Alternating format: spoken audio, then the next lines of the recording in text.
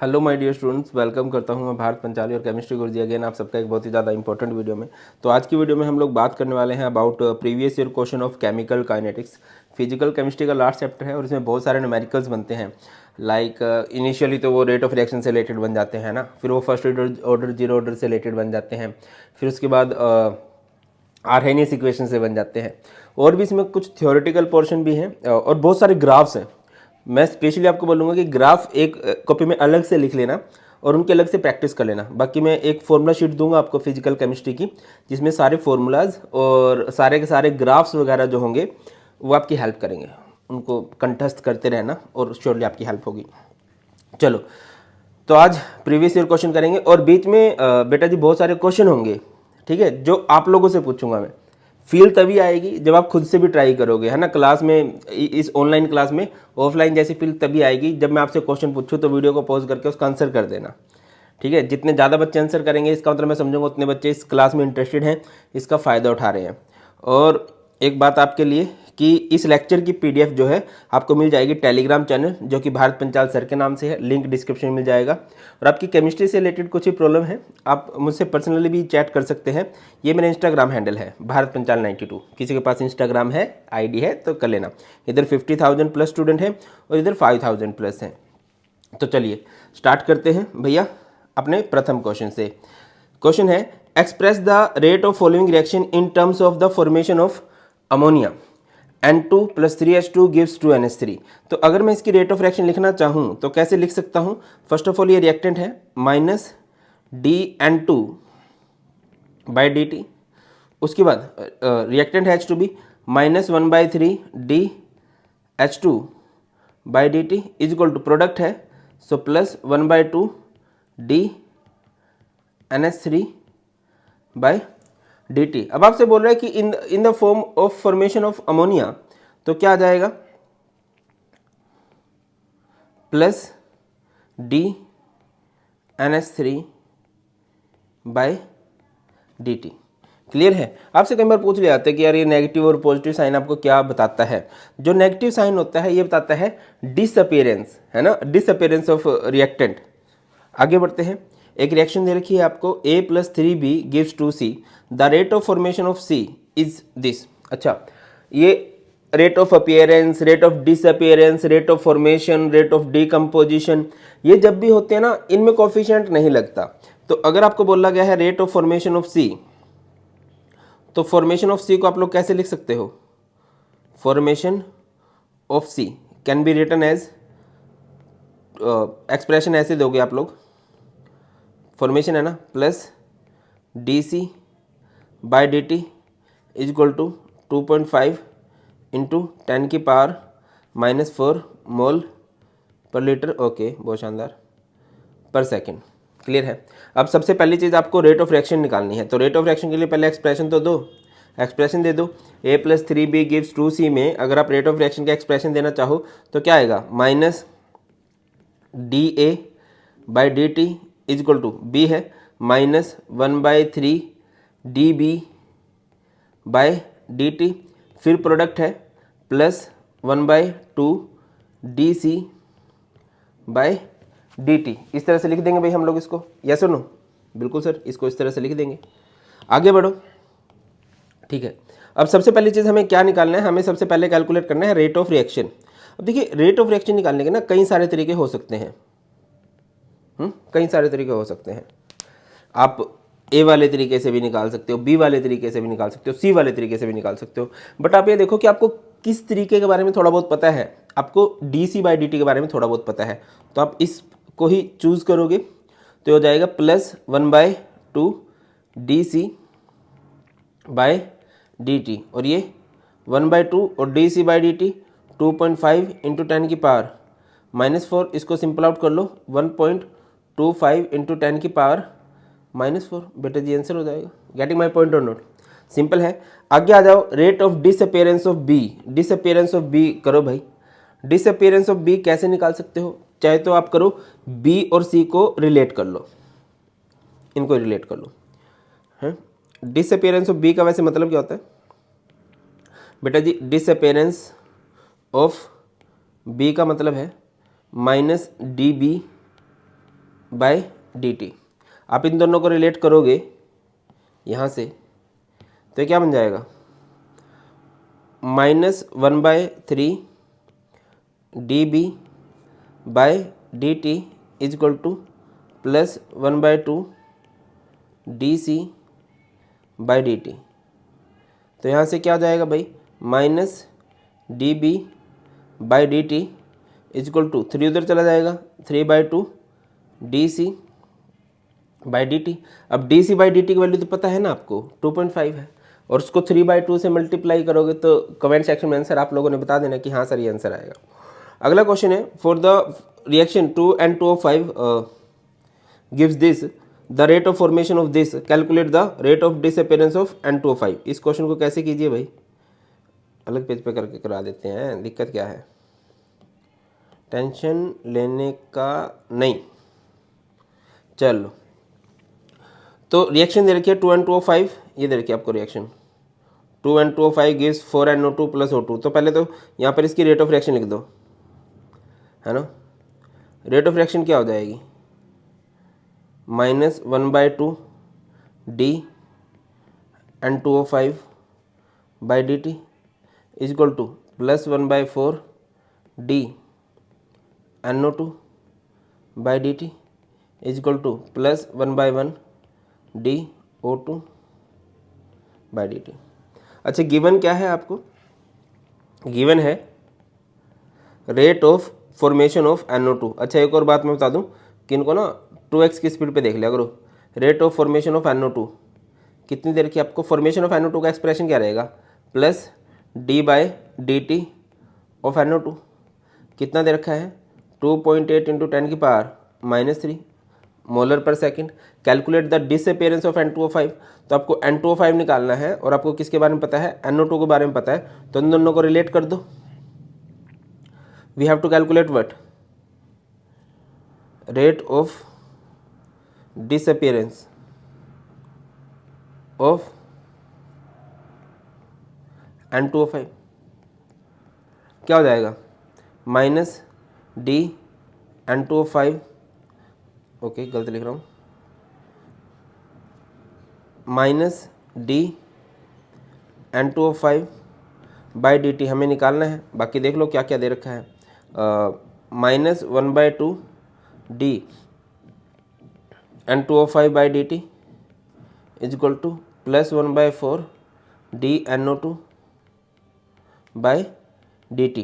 तो इसको माइनस कर दे रख लो, -d N2O5 by d t, ये 2 उधर चला जाएगा, 2/4 d NO2 by d t. 2/4 is 1/2, 1/2 को D NO2 by d T से जब हम मल्टीप्लाई करेंगे तो ये कितना है, 2.8 × 10⁻³ दे रखा है। सिंपल आउट करोगे तो 1.4 × 10⁻³ आ जाएगा। यूनिट जरूर लिख देना, है ना, यूनिट इसी तरह से चलना है। गिवन क्या है, कैलकुलेट क्या करना है, फॉर्मूला क्या होगा, वैल्यूज पुट करनी है, आंसर निकालना है और लास्ट में यूनिट जरूर लिख देनी है। आगे बढ़ो भाई, नेक्स्ट क्वेश्चन है, रीजन असर्शन आ गया। The molecularity of the reaction H2 + Br2 2HBr appears to be 2 ही हो गया ना, 2 ही रिएक्टिंग स्पीसीज हैं। 2 molecules of the reactant are involve in given elementary reaction, 2 molecule involve हैं, दैट्स वाई। तो यहाँ पर असर्शन भी सही है, रीजन भी सही है और इंटर रिलेटेड है, तो हम क्या यूज़ करेंगे इधर, यहाँ पर हम लोग यूज़ करने वाले हैं ए। नेक्स्ट क्वेश्चन है, डिफाइन रेट कांस्टेंट।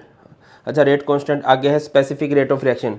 आपके ज्ञान के लिए मैं बताता चलूँ कि रेट कांस्टेंट को ही हम लोग क्या बोलते हैं, स्पेसिफिक रिएक्शन रेट, है ना, स्पेसिफिक रिएक्शन रेट या स्पेसिफिक रेट ऑफ रिएक्शन, या फिर इसको हम लोग क्या बोल सकते हैं, वेलोसिटी कांस्टेंट भी बोल सकते हैं, वेलोसिटी कांस्टेंट भी बोल सकते हैं। चलो कम टू द पॉइंट। अब भाई साहब इधर है, जैसे कि एक रिएक्शन है R गिव्स P, इधर अगर आप इसका रेट ऑफ रिएक्शन लिखना चाहो तो कैसे लिखोगे, rate of reaction is directly proportional to R की power n, where n is order of reaction. इसको हटाएंगे, यहाँ से कुछ कांस्टेंट आएगा, प्रोपोर्शनलिटी कांस्टेंट। इस कांस्टेंट को ही हम लोग क्या बोलते हैं, रेट कांस्टेंट बोलते हैं। तो इसको डिफाइन किस तरह से कर सकते हैं, देखो, और मैंने बोला था, मैंने एक वीडियो बनाई थी आप लोगों के लिए, how to study physical chemistry, कि भाई फिजिकल केमिस्ट्री में किस तरह से पढ़ो कि आपका एक भी नंबर ना कटे। तो भाई साहब बात कुछ ऐसे है, ये है आपके पास। अब आपको इसको डिफाइन करना है। जब भी किसी कांस्टेंट को डिफाइन करना हो तो उसको सामने वाले के इक्वल पुट कर दो और उसके पड़ोसी को 1 मान लो। तो आप लोग क्या लिख सकते हो, rate constant is equal to, किसके इक्वल होता है भाई, is equal to rate of reaction. और कब होगा इसका, when concentration of each reactant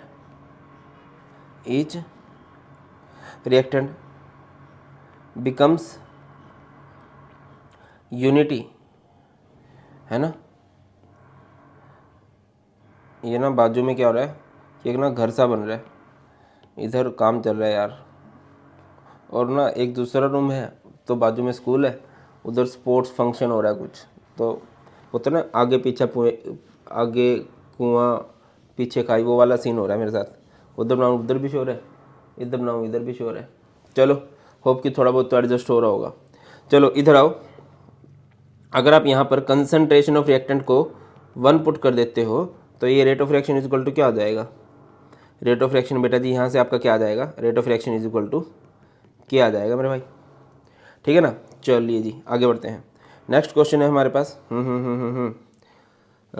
for a reaction A plus B gives P, the rate law is given by this. NCERT का क्वेश्चन है, what is the order of reaction. Order of reaction क्या होता है, order is the sum of power, है given according to rate law expression. तो यहाँ से क्या है, इसकी पावर है 1/2, इसकी पावर है 2, इनका सम कर दोगे तो यहाँ से ऑर्डर क्या आएगा 2.5, ठीक है। Order of reaction is an experimental value, it is not always necessary that order of reaction is equal to the sum of stoichiometric coefficient. जरूरी नहीं है कि भाई इनके इक्वल होगा, अगर इनके इक्वल होता तो ये 1 है ये 1 है, तो यहाँ से तो ऑर्डर ट्रू होना चाहिए था। आगे बढ़ते हैं, नेक्स्ट क्वेश्चन है, for a reaction 2H2O2 gives 2H2O plus O2, the proposed mechanism is as given below. ये आपको दे रखा है, write the rate law for the reaction. देखिए यहाँ पर आप लोग क्या लिखने वाले हो, रेट ऑफ रिएक्शन क्या लिखोगे, स्लो स्टेप पे ही रेट डिटरमाइनिंग स्टेप होता है। तो रेट ऑफ रिएक्शन क्या हो जाएगा, rate of reaction is equal to k, जो इधर रिएक्टेंट है H2O2 की पावर 1, I नेगेटिव की पावर 1, ठीक है। तो सबसे रेट लो का एक्सप्रेशन दे दिया। What is the order of reaction, order of reaction क्या हो जाएगा, order is sum of power according to rate law expression. Rate law के एक्सप्रेशन के अकॉर्डिंग जो रिएक्टेंट टर्म्स की पावर है उसका सम कर दो, तो यहाँ से ऑर्डर आ जाएगा इसका 2। Out of steps 1 and 2 which one is rate determining step, कौन सा स्टेप रेट डिटरमाइनिंग है ब्रो, यहाँ पर स्लो स्टेप को रेट डिटरमाइनिंग स्टेप बोला जाता है, तो आप बोल सकते हो स्लो स्टेप। आगे बढ़ो, नेक्स्ट क्वेश्चन है, for a reaction 2NH3 PT and 2 + 3H2, rate का एक्सप्रेशन दे रखा है आपको, इस एक्सप्रेशन की तरफ फोकस कीजिए। रेट का एक्सप्रेशन दे रखा है, रेट इज इक्वल टू के, right the order and molecularity of this reaction. Molecularity किसे कहते हैं, रिएक्टिंग स्पीसीज, है ना। तो मोलिकुलरिटी यहाँ से क्या हो जाएगी, मोलिकुलरिटी आपकी हो जाएगी बिरादर 2 रिएक्टिंग स्पीसीज है। ऑर्डर क्या हो जाएगा, sum of powers of reactant according to rate law expression. तो बिरादर इधर तो रिएक्टेंट ही नहीं है। या फिर दूसरी बात पे फोकस करो कि ये कैटलिस्ट वाली रिएक्शन है, इधर रिएक्टेंट का रोल नहीं होता है रिएक्शन को स्पीड अप करने में। तो यहाँ से हम लोग क्या बोल सकते हैं भाई कि ऑर्डर क्या हो जाएगा 0। राइट द यूनिट ऑफ के, यूनिट ऑफ के 99.9% में श्योर बोल रहा हूँ, इससे रिलेटेड क्वेश्चन आएगा। यूनिट ऑफ के आता है हर बार, मतलब मैं पेपर नहीं बना रहा हूँ, मोस्टली देखा गया CBSE देता है, उस बेस पे मैं बोल रहा हूँ कि आ सकता है। तो यूनिट ऑफ के का फॉर्मूला क्या होता है, यूनिट ऑफ के फॉर डिफरेंट ऑर्डर बता दो, मोल पर लीटर की पावर 1 - n पर सेकेंड, है ना।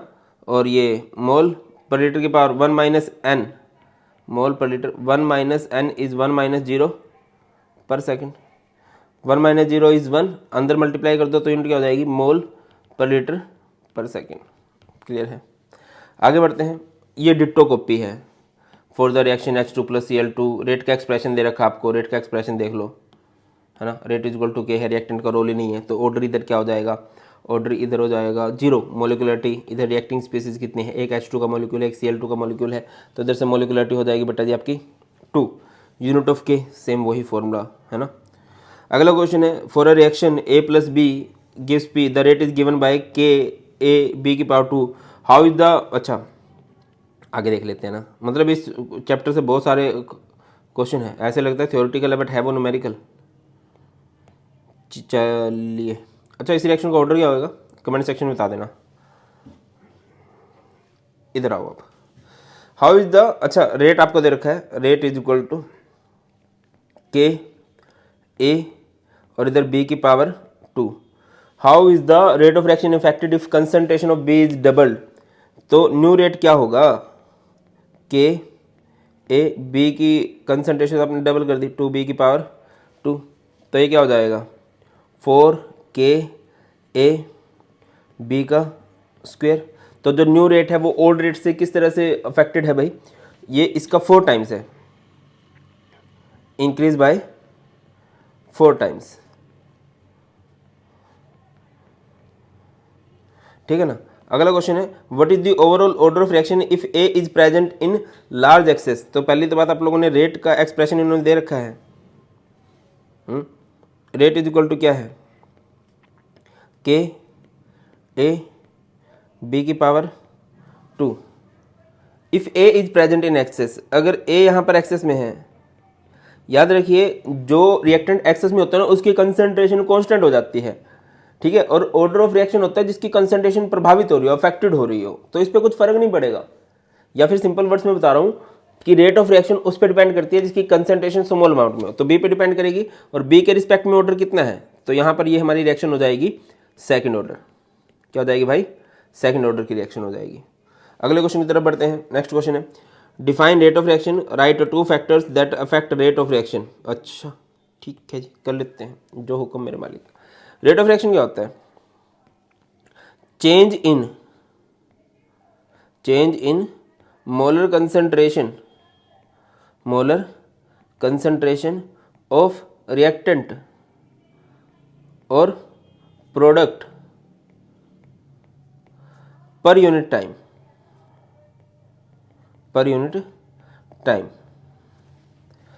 है ना।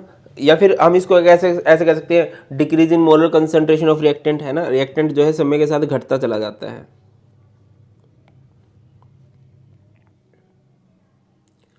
ठीक है, प्रोडक्ट जो है वो समय के साथ इंक्रीज करता चला जाता है। बहुत शानदार,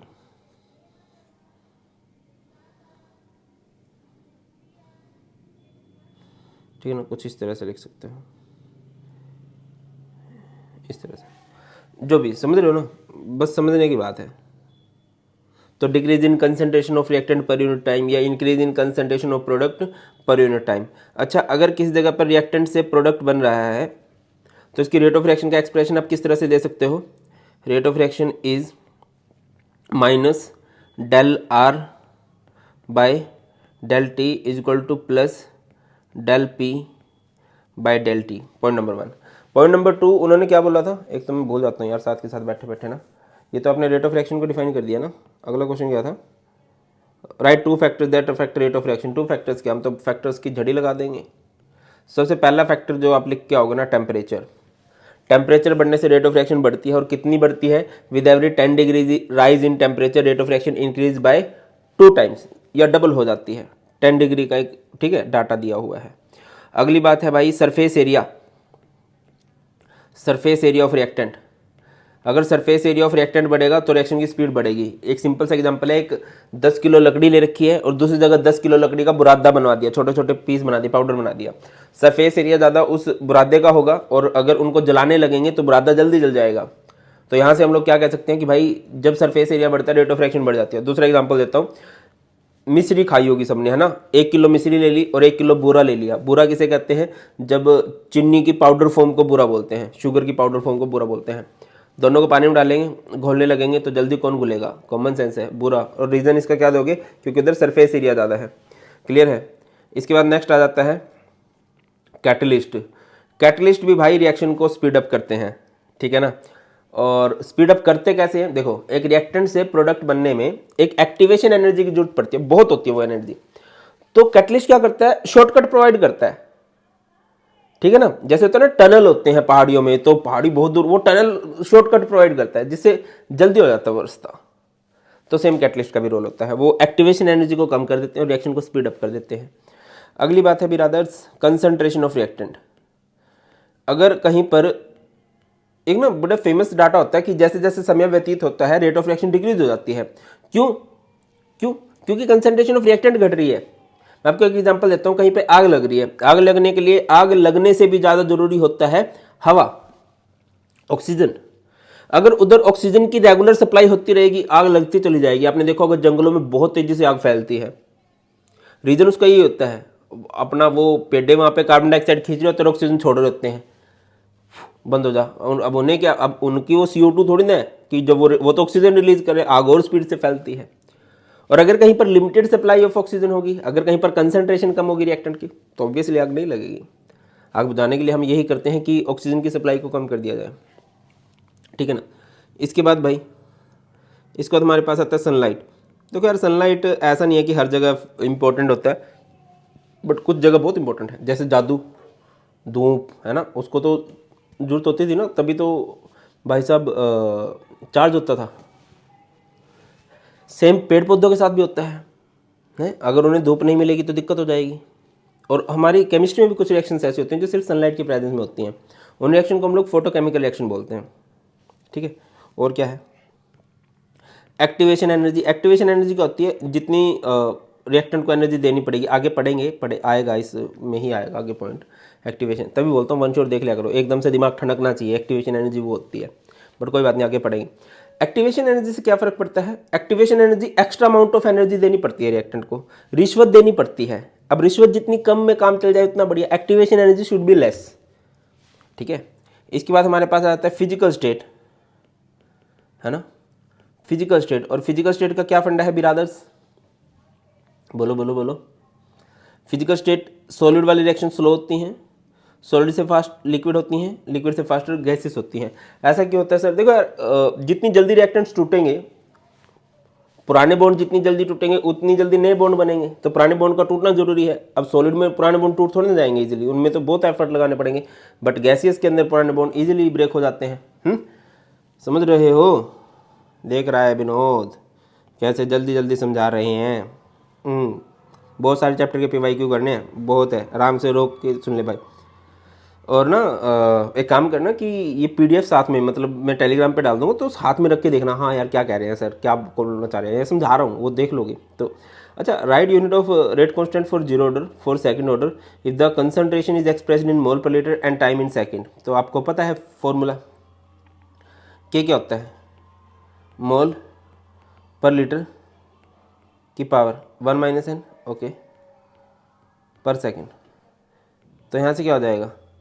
मोल पर लीटर की पावर, इधर 1 - n की जगह पे क्या पुट करोगे? जीरो ऑर्डर है तो 0 पर सेकेंड, ठीक है ना। तो ये हो जाएगा मोल पर लीटर पर सेकेंड। इधर अगर K होता, मोल पर लीटर की पावर 1 - n पर सेकेंड, तो ये क्या हो जाएगा? मोल पर लीटर, अब सेकंड ऑर्डर के लिए पूछ रहे हैं ना, 1 - 2 पर सेकेंड है ना। 1 - 2 इज -1, तो -1 जब अंदर जाएगा, मोल की पावर -1, लीटर की पावर 1 पर सेकेंड।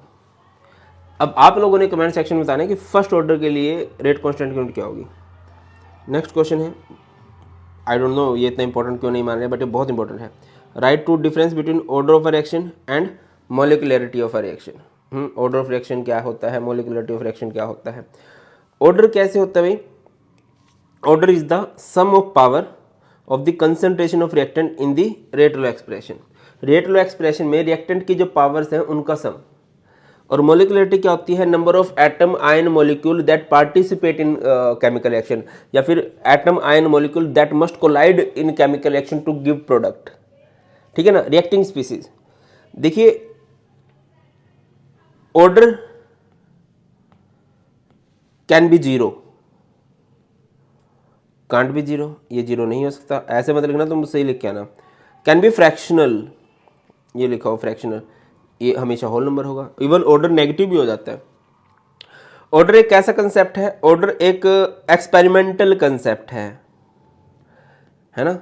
एक्सपेरिमेंटली ज़्यादा हमें डाटा समझ में आता है, बट ये थ्योरेटिकल है। एक रिएक्शन आपको लिखी हुई दे रखी है ना, तो उसको भी आप लोग देख के बता सकते हो। वेरी शानदार। ये कैसा कंसेप्ट है भाई? थ्योरेटिकल कंसेप्ट है,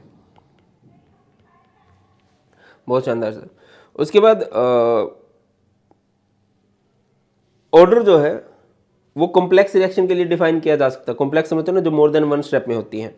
मोलिकुलरिटी सिर्फ एलिमेंट्री रिएक्शंस के लिए एक्सप्लेन किया जा सकता है। मतलब एलिमेंट्री समझते हो ना, जो सिर्फ एक स्टेप में होती है, उसकी ही मोलिकुलरिटी आप लोग बता सकते हो। नेक्स्ट क्वेश्चन है, a reaction is of second order with respect to its reactant, how will its reaction rate be affected if the concentration of reactant is. देखिए आपको बोला गया है रेट है second order with respect to reactant, reactant के respect में second order है ना।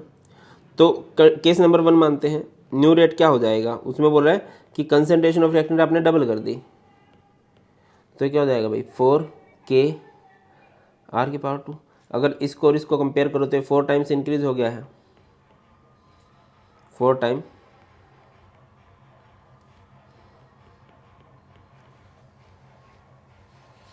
इंक्रीज हो गया है। अगले में रिड्यूस टू हाफ है, सेकंड केस में न्यू रेट क्या हो जाएगा? K 1/2 रिड्यूस टू हाफ है ना, तो 1/2 का स्क्वायर क्या हो जाएगा? 1/4K R⁻²। अगला क्वेश्चन है, how will the rate of reaction be affected, surface area of reactant reduce, surface area घटाओगे तो रिएक्शन घट हो जाएगी। Catalyst is added in reversible reaction, rate of reaction reversible reaction की स्पीड भी बढ़ जाएगी, कोई दिक्कत नहीं है। टेम्परेचर बढ़ाओगे तो रेट ऑफ रिएक्शन बढ़ जाएगी। सरफेस एरिया से के घटाने से रेट ऑफ रिएक्शन घटेगी, कैटलिस्ट आने से। A catalyst generally increase the speed of reaction without itself being consumed. For a reversible reaction catalyst increase the speed of reaction in both. Reversible है तो दोनों डायरेक्शन में वो स्पीड ऑफ रिएक्शन बढ़ा देंगे, ठीक है ना। अच्छा, वो पीछे नहीं मत सोचना कि सर ने सामान रखा हुआ है, वो बहुत सारे केमिकल्स और किताबें वगैरह हैं कि सर पार्ट टाइम में किराने की दुकान खोलते हैं, ऐसा मत सोचना। चलिए, रिएक्शन अरे हो तो गया ये। Reaction is second order in A and first order in B, नहीं हुआ। इस तरह के क्वेश्चन बन सकते हैं, second order in A and first order in B. Write the differential rate equation, लिख दिया भाई, ये रहा question number 1। How is the rate affected on increasing the concentration of A 3 times. आपने कंसंट्रेशन ऑफ ए को 3 times increase कर दिया है, तो न्यू रेट क्या हो जाएगा? K 3 टाइम्स इंक्रीज कर दो, 3A² और B⁻1, तो ये क्या हो जाएगा? 9K A⁻2 B⁻1। मतलब कितने टाइम इंक्रीज हो चुका भैया? 9 टाइम्स। कितने टाइम्स बिरादर्स? 9 टाइम्स। पॉइंट नंबर 3 पे आ जाओ। How is the rate affected when the concentration of both A and B are double. New rate क्या हो जाएगा? अगर आपने A की कंसंट्रेशन को भी डबल कर दिया, डबल करने का तात्पर्य क्या है? 2A² और B की कंसंट्रेशन को डबल करने का 2B⁻1 है ना। तो ये क्या हो जाएगा? 2 2 4 2 8 A² और B⁻1। तो बेटा जी अगर आप इसको इससे कंपेयर करो तो ये क्या हो चुका है? ये 9 टाइम्स इंक्रीज हो चुका है, ठीक है ना, और ये 8 टाइम्स इंक्रीज हो चुका है। अगला है the half life period for a zero order reaction is equal to. ये मैं चाहूँगा आप लोग खुद से करो। फर्स्ट ऑर्डर के लिए कौन सा होगा? फर्स्ट ऑर्डर के लिए बताना है कि हाँ सर फर्स्ट ऑर्डर के लिए ये होता है, और जीरो ऑर्डर के लिए क्या होता है, इतना तो कर सकते हो, बाकी आगे आएगा भी, बट अभी लिख देना। अच्छा, right the slope value obtained in the plot of LNR versus time for a first order reaction. मैं दोबारा बोल रहा हूँ भाई, ग्राफ देख लेना, आएंगे फॉर्मूला शीट में दूंगा, उसमें सारे ग्राफ्स होंगे, बट स्टिल मैं आपको रिकमेंड करूँगा कि आप लोग भी खुद से देख लेना, ठीक है ना। आगे बढ़ते हैं, देखिए जस्ट अ मिनट। तो यहाँ से फॉर्मूला क्या होता है, एक फॉर्मूला ये होता है ln a is equal to ln a not minus के टी, या फिर आप लिख सकते हो ln r is equal to ln r not minus के टी। इसको ऐसे लिख लो ln r is equal to minus के टी और ये plus ln r not. Straight line y is equal to M X plus C, ठीक है ना। तो ये c इंटरसेप्ट होता है, ln r नोट इधर इंटरसेप्ट है, m जो होता है वो स्लोप होता है, तो स्लोप क्या है इसका माइनस के है, तो यहाँ से आपको पता चलेगा कि स्लोप क्या होगा इसका माइनस के हो जाएगा। नेक्स्ट क्वेश्चन की तरफ मूव करते हैं भाई। नेक्स्ट है हमारे पास, write the slope value obtained in the plot of log r note by r versus time for a first order reaction. मैंने बोला ना कई सारे फॉर्मूलाज होते हैं, तो इसको बना देते हैं। देखिए क्या होगा, एक फॉर्मूला होता है राइट द स्लोप वैल्यू, क्या होता है log, ये कुछ ऐसे होता है t is equal to 2.303 by k log r note by r। देख रहा है विनोद कैसे बच्चे चिल्ला रहे हैं, ठीक है। अब यहाँ से log r note by r, ये क्या हो जाएगा के टी बाय 2.303, है ना। अब इसको अगर आप ऐसे कर लो, कुछ ऐसे लिख सकते हो और डाल के, मैं इसको थोड़ा आगे लिख देता हूँ, घबराना मत, बढ़िया हो जाएगा तुम्हारा। log r note by r is equal to k by t, k by 2.303 और इधर आ जाएगा t। तो ये क्या हो जाएगा भाई, एक तरफ log r, ये y is equal to M X plus C है, एम एक्स यहाँ से स्लो, ये क्या हो जाएगा y is equal to M X plus C. अच्छा ये वैल्यू प्लस में है, अच्छा ये अगर देखो तो ये माइनस में था, दैट्स वाई ग्राफ जो था वो डिक्रीजिंग बन रहा था। ये क्या है प्लस में है, तो ग्राफ जो है इंक्रीजिंग बनेगा कुछ इस तरह से, ठीक है ना, कुछ इस तरह से। तो y पे क्या है log r note by r और इधर है t, और यहाँ से स्लोप क्या बन जाएगा k बाय 2.303। अगले क्वेश्चन की तरफ चलते हैं। Define the following pseudo first order reaction. मुझे बहुत लगता है शूडो फर्स्ट ऑर्डर रिएक्शन पूछा जाना चाहिए, पूछा जा सकता है। शूडो फर्स्ट ऑर्डर रिएक्शन नाम से क्लियर होती है ऐसी रिएक्शन जो एक्चुअल में फर्स्ट ऑर्डर की नहीं होती हैं, बट कुछ खास कंडीशंस के अंदर वो फर्स्ट ऑर्डर की बन जाती हैं। वो खास कंडीशन क्या होती हैं, जब आप एक रिएक्टेंट की कंसंट्रेशन को बहुत ज़्यादा बढ़ा देते हो, एक रिएक्टेंट की कंसंट्रेशन को बहुत ज़्यादा कम कर देते हो, तो जिसकी कंसंट्रेशन आपने बहुत ज़्यादा बढ़ाई है, जो आपने बहुत ज़्यादा एक्सेस में लिया है, रेट ऑफ रिएक्शन उस पर डिपेंड नहीं करेगी। डिपेंड किस पे करेगी, जो लेस अमाउंट में है। जैसे इधर अगर आप नोटिस कर पा रहे हो, ये हमारे पास एक एग्जांपल है, inversion of cane sugar, hydrolysis of sucrose बोल सकते हैं इसको। ये है हमारे पास शुगर, शुगर में आपने पानी डाला तो ये ब्रेक डाउन हो गया ग्लूकोज के अंदर एंड फ्रुक्टोज के अंदर, तो ये यहाँ से क्या हो जाएगा। अच्छा इसको आप लोग लिख लो, इसको लिख लो आप एक्सेस में,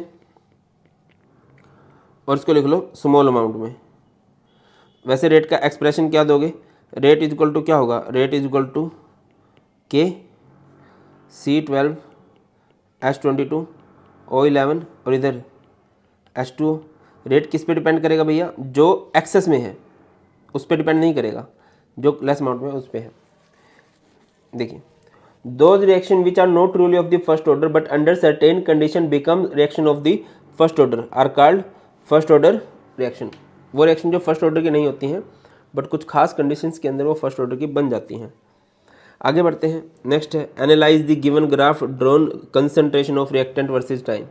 अब देख लो भाई इस तरह से जा रहा है, तो ये कंसंट्रेशन वर्सेस टाइम का ग्राफ, कई सारे ग्राफ हैं। एक जगह पे वो ग्राफ देखा था हमने log r note by r, एक जगह पे ग्राफ देखा था हमने वो ln r वाला, ठीक है। अब ये है कंसंट्रेशन वर्सेस टाइम, ये ग्राफ किसका है, ये फर्स्ट ऑर्डर का ग्राफ है, ठीक है। अगला क्वेश्चन है theoretically can the concentration of the reactant reduce to zero after infinite time, explain. तो बेटा ये बात होती है कि जीरो नहीं हो सकती। हम एक बात बोलते हैं कि कभी भी कोई रिएक्शन ना 100% कंप्लीट नहीं हो सकती कि रिएक्टेंट पूरा प्रोडक्ट में बन जाए, ऐसा पॉसिबल नहीं है। बाकी बुकिश लैंग्वेज की तरफ फोकस कर लेते हैं। The rate of first order reaction and the concentration of the reactant very exponentially with time, hence theoretically it will take infinite time for the reaction to go to completion। Nearly zero हो सकती है but exact zero नहीं हो सकती। अगला question है भाई, for a chemical reaction R gives P the variation in the concentration. अभी आर वर्सेस टी का ग्राफ बनाया गया है। ये किसका है भैया? ये हमारा जीरो ऑर्डर का है। अगर आपको याद हो क्या होता था जीरो ऑर्डर में, आपने शायद किया होगा, आर इज इक्वल टू क्या होता था, t is equal to R naught minus R by k. और यहाँ से अगर मैं एक काम करूँ, आपने graph concentration of reactant versus time के अगेंस्ट बनाना है ना, तो इधर एक काम कर सकते हो आप लोग, ये क्या के टी और ये आर नोट माइनस आर, इसको इधर ले जाओ, ये क्या बन जाएगा, R is equal to R naught minus के टी।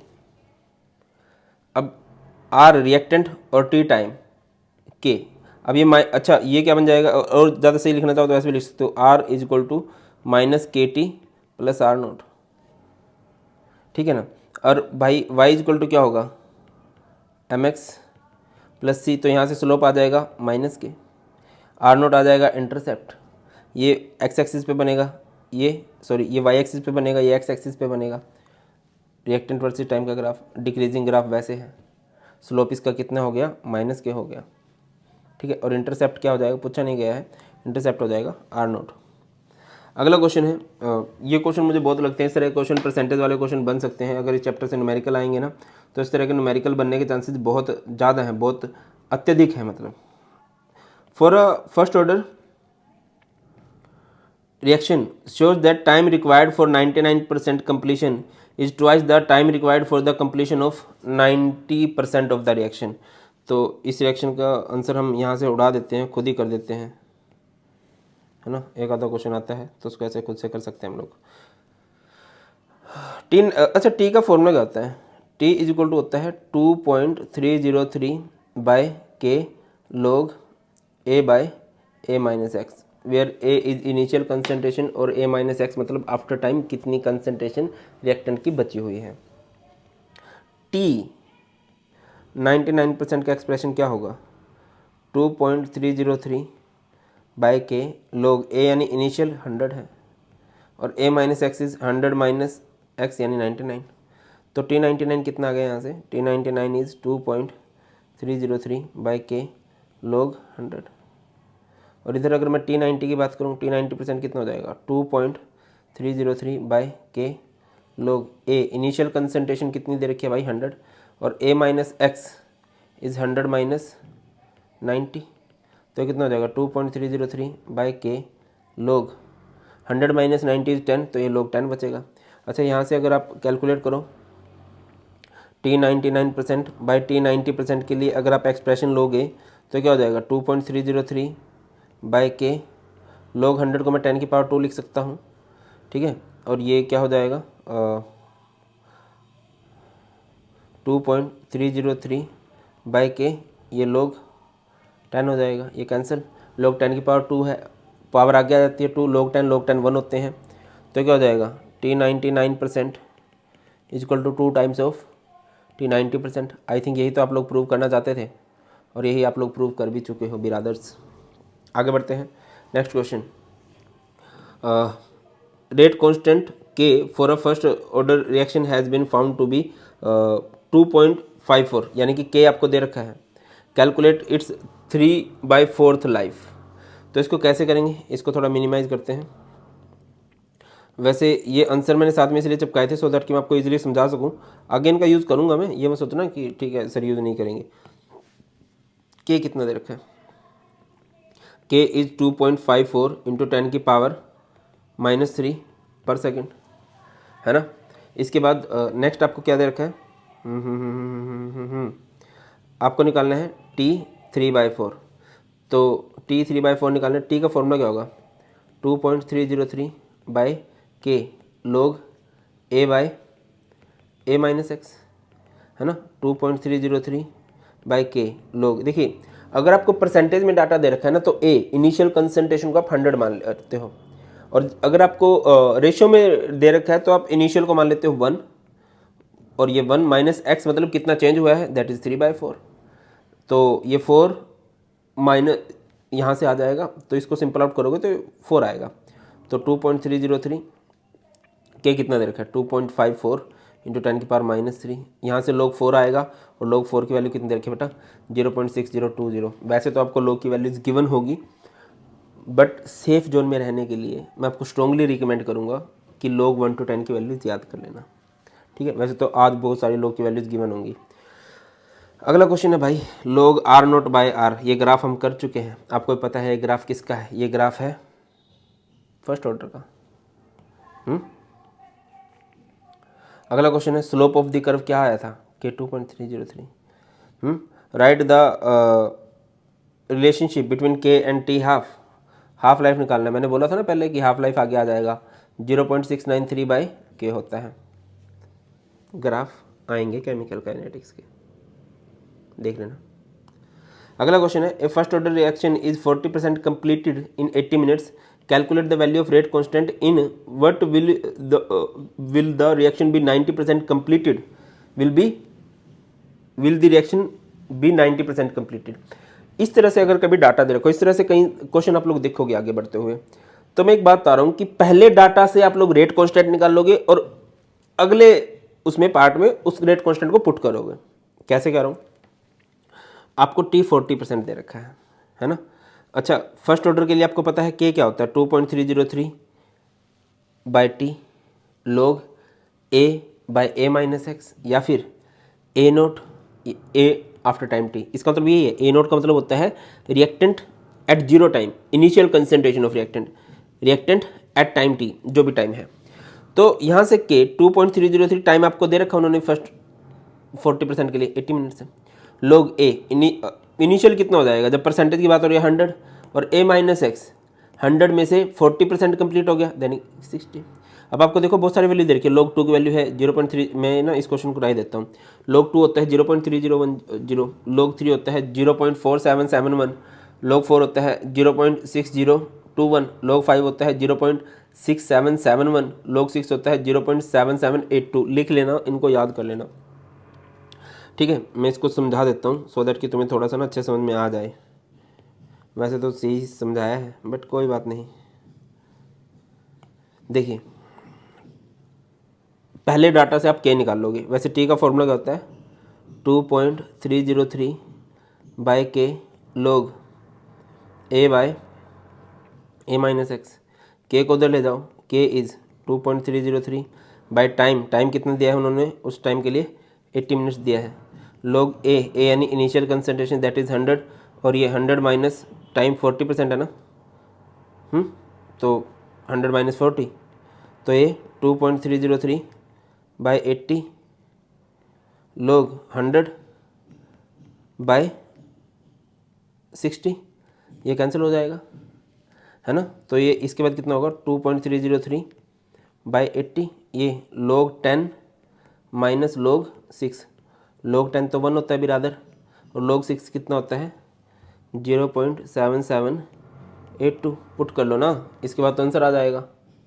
जो भी करोगे इसके बाद आपका आंसर आ जाएगा। आगे बढ़ते हैं। अच्छा, यहाँ से आपका के आएगा, यहाँ से आपका आएगा के, और फिर अगले केस में क्या करोगे, आपको बोलो टी 90% है ना। टी 90% के लिए क्या लिखोगे, टी 90% इज 2.303 बाई के, जो भी आएगा के फिक्स रहता है। लोग ए इनिशियल 100 है, और ए माइनस एक्स 100 माइनस 90, सिंपली हो जाएगा, बस के निकाल लेना। आगे बढ़ते हैं। The decomposition of NH3 on platinum surface is zero reaction, हमें पता है। रेट कांस्टेंट इतना है, how long will it take to reduce the initial concentration of NH3 from 0.1 molar to 0.064 molar. हमेशा बोला है कि न्यूमेरिकल्स आ जाए। फिजिकल केमिस्ट्री के लिए मैंने 2 बातें बोली हैं आपको, वो वीडियो देख लेना, काम आएगी। कि ना सारे फॉर्मूलाज को लिख लो, काम आएगा। तो जीरो ऑर्डर का फॉर्मूला क्या होता है? T is equal to R0 minus R by K, है ना। अब इन्होंने K तो दे रखा है, K कितना दे रखा है? 4 इंटू 10 की power -3। R0 is initial concentration of reactant कितनी है? 0.1। और आफ्टर टाइम T वो कंसंट्रेशन कितनी है? 0.064 बोल रहा है भाई, इतनी बचनी चाहिए। चलिए आगे बढ़ते हैं। अब first order reaction takes 30 minutes for 20% completion, calculate T half. क्या करोगे यहाँ पे? इतने परसेंट के लिए इतना है, तो यहाँ पे पहले वाले डाटा से आप K निकाल लोगे। अब आपको पता है K is equal to 2.303/T log R0 by R। 2.303 time कितना दे रखा है? 30 log A इनिशियल कंसंट्रेशन है 100 माइनस 20% कंप्लीशन हो गया ना, तो यहाँ से K आ जाएगा और फिर K को T हाफ के लिए पुट कर दो। फर्स्ट ऑर्डर का T हाफ क्या होता है? T हाफ होता है 0.693/K, और 0.693/K कितना दे रखा है? 7.4 इंटू 10 की पावर -3 मेरे भाई। क्लियर है? आगे बढ़ो, नेक्स्ट क्वेश्चन है। Following data are obtained for the reaction. ये अच्छा क्वेश्चन है। N2O5 gives two NO2 plus half O2। Time अगर 0 है तो इतनी कंसंट्रेशन है, टाइम अगर 300 सेकंड है तो इतनी है, टाइम अगर 600 सेकंड्स है तो इतनी है। Show that it follows first order reaction, calculate the half life. तो किस तरह से आप लोग करोगे भाई इसको? कैसे करने वाले हो? आपको K का फॉर्मूला पता है, इस तरह से आ जाए। K का फॉर्मूला होता है, क्या हो जाएगा? 2.303/T log A by A minus X, है ना। अब फर्स्ट रेट कांस्टेंट निकाल लेते हैं। 2.303 300 सेकंड्स के स्लैब तक का, ठीक है। 2.303 बाय में 300 आ जाएगा, और ये log A यानी इनिशियल कितनी है भाई? 1.6 इंटू 10 की पावर -2, और आफ्टर 300 सेकंड कितना दे रखा है? 0.8 इंटू 10 की पावर -2। यहाँ से कुछ डाटा आएगा। फिर आप लोग K2 निकाल लो। 2.303 बाय टाइम कितना है? 300 log A यानी इनिशियल। अच्छा आप इसको कर लो, 0 से 600 पे चले जाओ, है ना। तो टाइम इधर कितना आ जाएगा? 600 आ जाएगा, और उस टाइम इनिशियल कितनी मान रहे हो? 1.6 इंटू 10 की पावर -2, और यहाँ से रिएक्टेंट कितना बचा है? 0.4 इंटू 10 की पावर -2। आप इनको सिंपल आउट करोगे, अगर ये रेट कांस्टेंट सेम आ जाते हैं, फर्स्ट ऑर्डर के एक्सप्रेशन के अकॉर्डिंग आपने रेट कांस्टेंट निकाल लिए, और दोनों जगह पे आपके रेट कांस्टेंट सेम आए हैं, तो आप लोग क्या मान के चलोगे कि भाई ये फर्स्ट ऑर्डर है। अच्छा, रेट कांस्टेंट की कुछ वैल्यू आएगी, उसको आप T हाफ के लिए कर सकते हो। T half is equal to 0.693/K, उसमें पुट कर दो भाई, कहानी घटित हो जाएगी आपकी। समझ रहे हो कि नहीं? समझ जाना चाहिए। आगे बढ़े, नेक्स्ट आगे बढ़ते हैं। नेक्स्ट है हमारे पास, a first order reaction takes 20 minutes for 25% decomposition, calculate the time when 75% of the reaction will be completed. कर लोगे यार, ये इस तरह से क्वेश्चन आ जाएगा तो मुझे बहुत उम्मीद है कि तुम लोग कर लोगे। आगे बढ़ो, नेक्स्ट क्वेश्चन है। अच्छा, ये प्रेशर वाला है, ये हमने नहीं किया है। For the first order thermal decomposition, अच्छा इसमें पता नहीं क्या करना है, पहले K निकाल लोगे, फिर K को 75% के लिए पुट करोगे। For the first order thermal decomposition reaction the following data were obtained, C2H5Cl gives C2H4 plus HCl, calculate the rate constant. आपको रेट कॉन्स्टेंट निकालना है।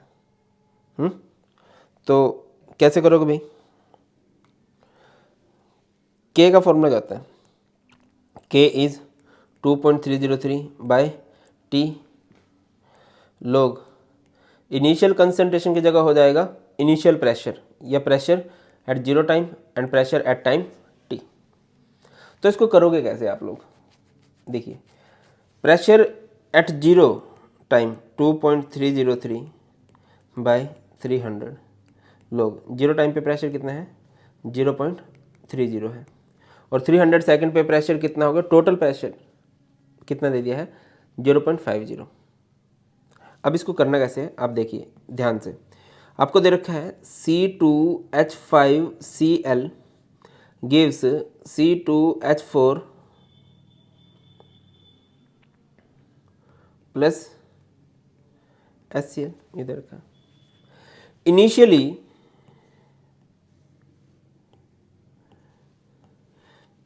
इनिशियली यानी कि जब टाइम जीरो है तो यहाँ पर प्रेशर कितना होगा?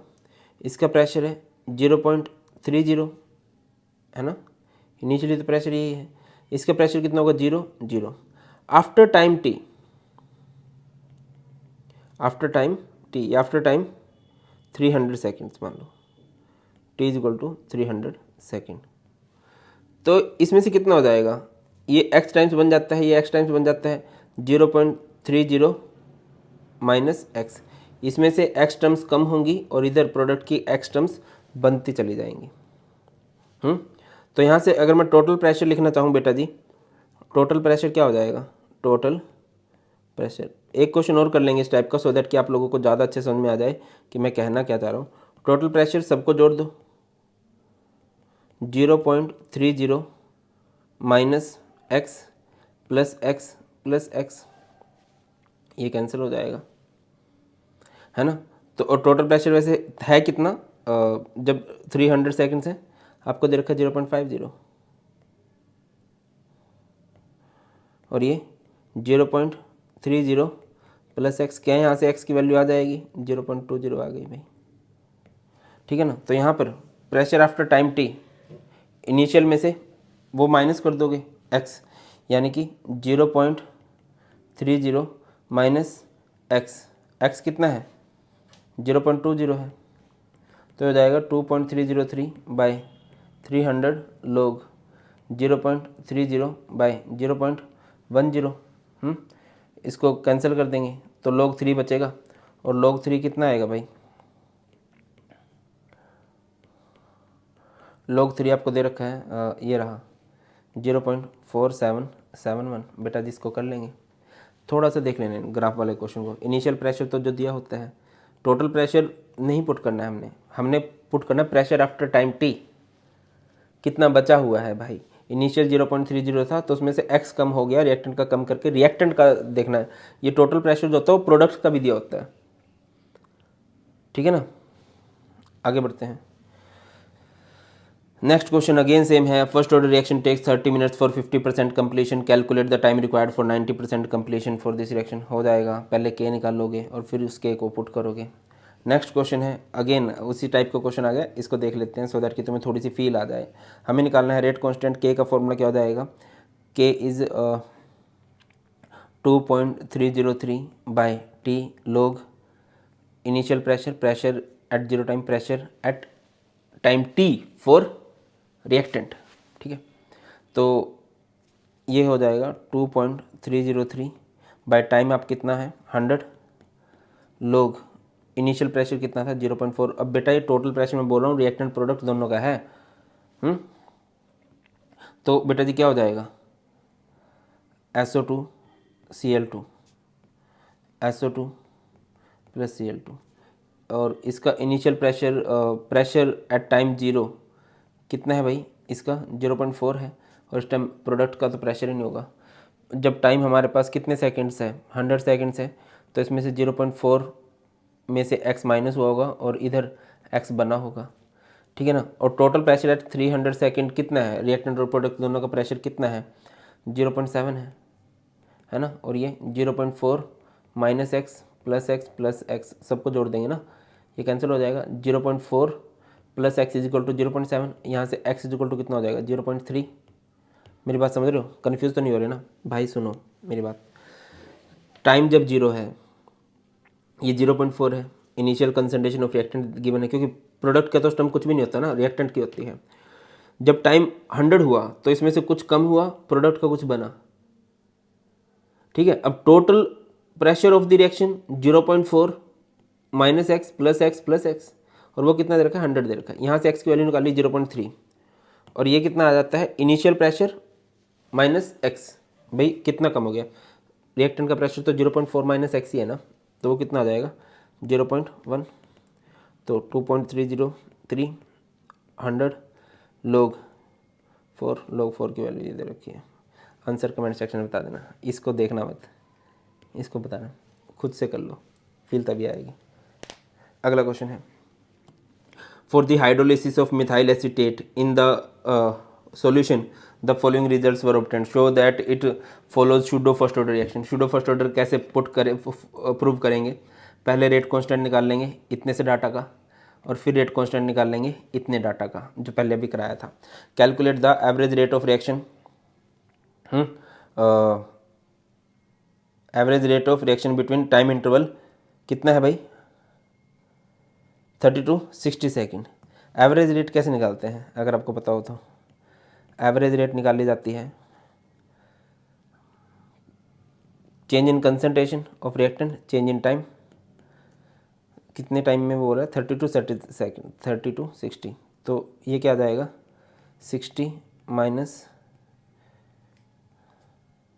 30, और ये कितना आ जाएगा माइनस ऑफ 0.15 माइनस 0.30, तो ये हो जाएगा प्लस 0.15 बाई 0.30, यहाँ से जो भी आएगा वो आंसर आ जाएगा। नेक्स्ट क्वेश्चन है, will the rate constant of the reaction depends upon T, rate constant T पे तो डिपेंड करता ही है। If the activation energy of the reaction is zero, उस टाइम डिपेंड नहीं करता, ठीक है ना। रेट कांस्टेंट के इज इक्वल टू क्या होता है, के इज इक्वल टू ए की पावर माइनस ई ए बाय आर टी। अरे मेरे भाई अगर ई ए ही आगे लिख लो, आगे लिख लो, तो अगर यही जीरो हो गया तो टाइम भी जीरो ही हो जाएगा, है ना, ये तो डिनोमिनेटर है ना। ई ए जीरो हो गया तो वो जीरो हो जाएगा, फिर टेम्परेचर पे थोड़ी ना डिपेंड करेगा, फिर तो इस पर डिपेंड करेगा। इसे बोलते हैं Arrhenius constant, pre exponential factor, frequency factor, इस तरह से बोलते हैं। अगला क्वेश्चन है, what is the effect of adding a catalyst on activation energy. Activation energy को लोअर डाउन करते हैं, गिब्स एनर्जी इस पर कोई फर्क नहीं पड़ता। लिखा गया है, a catalyst lower the activation energy by providing an alternate path और रिएक्शन मैकेनिज्म। अगली बात है, catalyst doesn't affect the Gibbs energy of a reaction. आगे बढ़ते हैं, define the term energy of activation. मैं इसको थोड़ा सा समझाने का प्रयास करता हूँ, वैसे तो अगर आपने MCQs किए हैं तो आपको ये भी पता ही होगा। क्या आएगा, इधर हम लोग एनर्जी लिखते हैं और इधर लिख देते हैं रिएक्शन कोऑर्डिनेट, रिएक्शन कोऑर्डिनेट। तो ग्राफ कुछ इस तरह से होता है ना, मान लो ये रिएक्टेंट की एनर्जी है, ये है एनर्जी ऑफ प्रोडक्ट, और ये है थ्रेशोल्ड एनर्जी, ठीक है ना। इस थ्रेशोल्ड एनर्जी तक पहुंचने के लिए रिएक्टेंट को जो एनर्जी सप्लाई की जाती है उस एनर्जी को हम लोग क्या बोलते हैं, एक्टिवेशन एनर्जी। एक्टिवेशन एनर्जी क्या होती है, extra amount of energy supply to reactant so that energy of reactant becomes equal to threshold energy. जब हम एक एनर्जी ऑफ रिएक्टेंट है उसमें जब हम एक्टिवेशन एनर्जी जोड़ते हैं तो वो किसके इक्वल हो जाती है, थ्रेशोल्ड एनर्जी। अगर आपको कहीं कभी एक्टिवेशन एनर्जी निकालनी रहे तो वो क्या हो जाएगा, ET माइनस ER, ठीक है ना। The extra energy which must be supplied to the reactant to enable them to cross over the potential energy barrier, इसको potential energy barrier कहते हैं, between reactant and product is called activation energy, और इसको denote करते हैं किससे भैया, E से। आगे बढ़ते हैं, draw the plot of ln k versus 1/t। कर लोगे, ये कर चुके हैं हम लोग, हो जाएगा। नेक्स्ट क्वेश्चन है भाई, ln k is equal to क्या था, ln a minus EA by RT। ln k is equal to minus EA by RT plus ln a, ये क्या हो जाएगा, y is equal to mx plus c, यही होगा ना मेरे भाई। y पे ये है ln के, 1/t इधर है और माइनस का साइन है तो डिक्रीजिंग ग्राफ बनेगा। इंटरसेप्ट ln a होगा और माइनस ये बाय आर आपका स्लोप हो जाएगा। नेक्स्ट क्वेश्चन है, how does a change in temperature affect the rate reaction, how can this affect on the rate reaction be represented quantitatively. क्या data होता है भाई, बताया था मैंने। The rate of reaction is nearly double when temperature is raised bye 10 degree Celsius. ठीक है, और ये कैसे, k इक्वल टू ए की power minus A by R T होता है, where k is rate constant, A is Arrhenius factor frequency factor या pre exponential factor, R is gas constant, T temperature, E A क्या होता है, activation energy of the reaction. अगला है next question. So next question देखते हैं। Next question हमारे पास, the rate constant for the first order reaction is this, है ना। k आपको दे रखा है, कितना दे रखा है, 2.5 इंटू 10 की पावर 14 पर सेकेंड ई की power minus 2500,000 kelvin by T, है ना।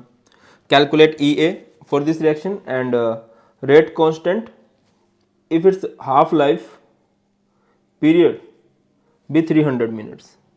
सबसे पहले आपको एक्टिवेशन एनर्जी निकालनी है, तो क्या होता है, k is equal to A E की power minus E A by R T I guess, है ना। तो यहाँ से क्या हो जाएगा, k आपको कितना दे रखा है, 2.5 इंटू 10 की पावर 14 और e की पावर कितना, minus 25,000 by k by T is equal to A E की power minus E A R T. तो यहाँ से हमें कुछ डाटा पता चल रहा है कि नहीं पता चल रहा है। अगर हम इन इक्वेशंस को कंपेयर करें तो a कितना है, आर्हेनियस फैक्टर कितना है, 2.5 इंटू 10 की पावर 14, पॉइंट नंबर 1, ठीक है। और